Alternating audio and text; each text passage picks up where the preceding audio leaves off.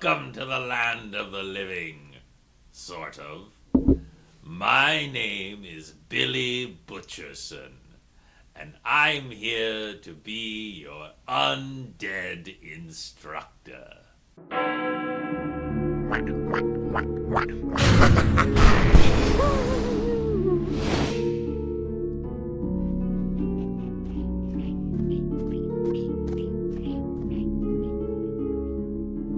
Now, I know a lot of you might be pretty bummed out to find out that you're undead. That's understandable. But don't you worry.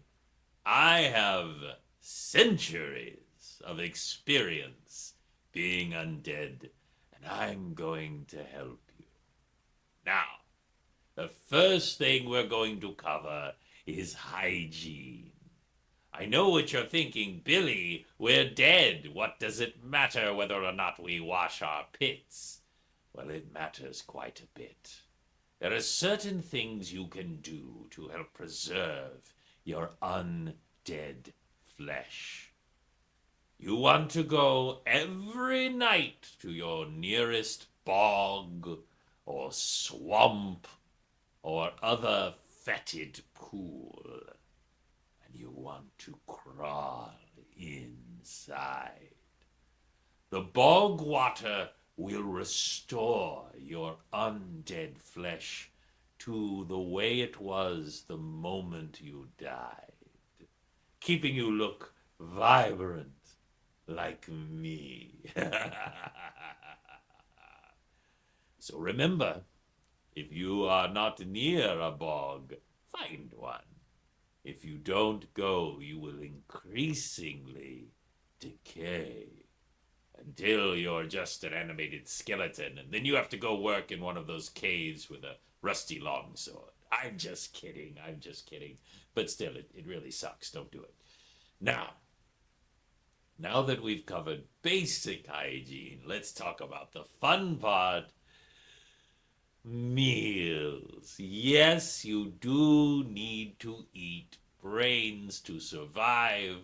No, you don't have to eat living brains, and you don't have to eat human brains. But animal brains will not sustain you as much as humans.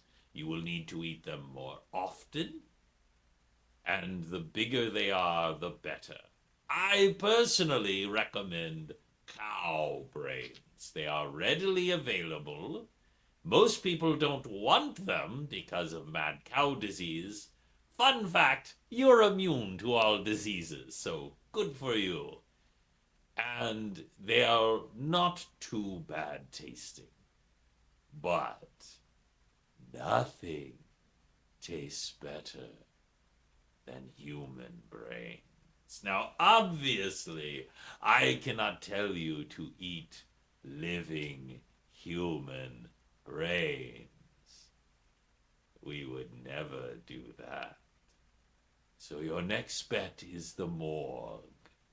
Befriend a local morgue person. No, it will not give you knowledge of the person who died, helping you solve crimes. I'm sorry you were misinformed.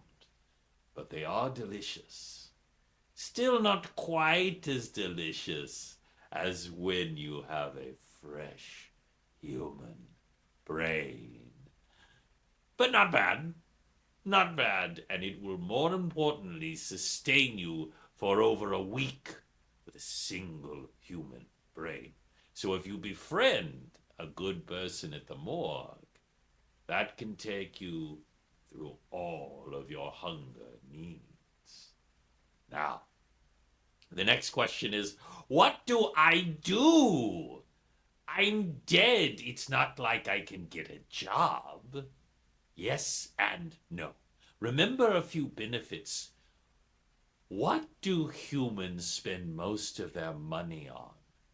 Housing, cars, food, insurance. You don't need any of those things. You can sleep in the gutter. You don't need to eat regular food anymore. And you never get sick. You're already dead. So, your need for income becomes less necessary. Now, again, I never advocate for attacking wicked humans who are mugging others and eating their delicious brains. But if you do that, you can always take their wallet. Remember to ditch the card after using it once. Just say. But you're asking, what about going forward? Remember, one of the biggest benefits to being undead is you are now effectively immortal. You are immortal. So you want to find a way to spend your time. The first thing I want you to know is the government is aware of you. The government absolutely knows that zombies exist. How could they not? You should hear what they say about aliens. If you are willing to risk it for the biscuit, you can contact your local FBI agent and tell them that you are a living challenged individual and that you are looking for employment. Now, there are risks involved because they will put you to work. You can go behind enemy lines. After all, you can be packaged up in a little box with no air. You can sleep in the tiniest little crevices, listening and spying. There are lots of things that a corpse can do that a human can't. But you're also very expendable to the government. They will ditch you at a moment's notice and deny you ever existed. After all, it's the easiest thing to do. You're already dead. So if you don't want to go the government route, are there other less traditional forms of employment? Yes.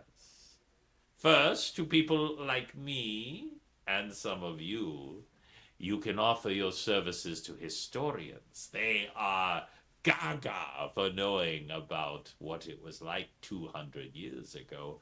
You can tell them for a minor fee. Of course, you might want to get a little more hands-on. If you're not worried about breaking the law, the mafia sometimes has need of disposing of a body.